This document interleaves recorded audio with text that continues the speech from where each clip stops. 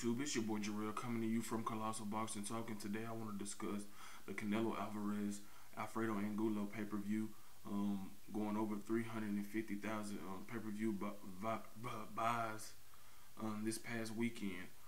I know you hear the number, you like Canelo Alvarez and 350,000 pay-per-view buys, but you got to understand something.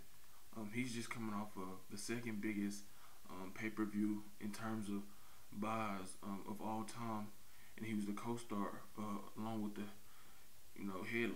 headliner Floyd Mayweather Jr. And you got to also look at other things. They did a 10 city fight tour promotion to promote that fight, and you also had a strong co-main event in a highly anticipated fight between Danny Garcia and Matthysse. So when you take in all those things in account, of course it was going to do big numbers. We knew once that fight was signed, sealed, and delivered that it was going to do big numbers. We didn't necessarily know that it would get to 2.3, but once you add a Matthysse and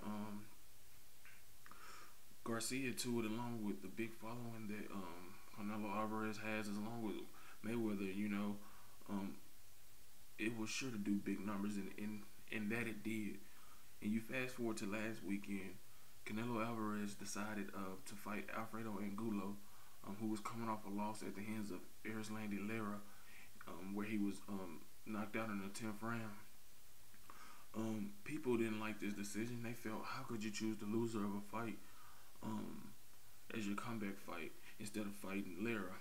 But it was obvious that Lara wouldn't be his next opponent because he's similar to Mayweather, and you don't want Canelo having two back-to-back losses at all. That is not good for his, good for him or Golden Boy.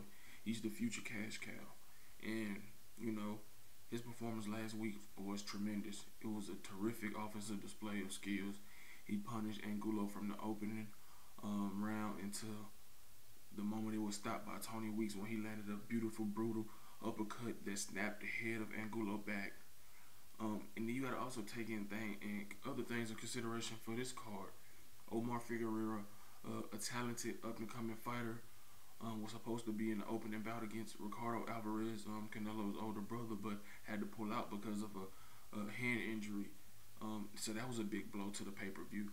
And then 5 days before the pay-per-view, Carlos Molina was arrested for issues that we all know that I don't really care to discuss, but we all know what he was arrested for. He was supposed to defend his IBF junior middleweight title against Jamal Charlo, and that didn't happen. So Golden Boy, to their credit, had to scramble and find a credible replacement, and they did with Sergio Thompson and stepping up to fight Ricardo Alvarez. And not only that, he was gonna fight him regardless, because we knew for a couple of weeks now that Omar Figueroa would not be fighting on the card. But for them to they had to be placed on the opening bout of the pay-per-view due to Molina's arrest and his fight with Charlo being called off. So when you take all those things into account, this is a very good opening debut for Canelo Alvarez as the headliner of a pay-per-view.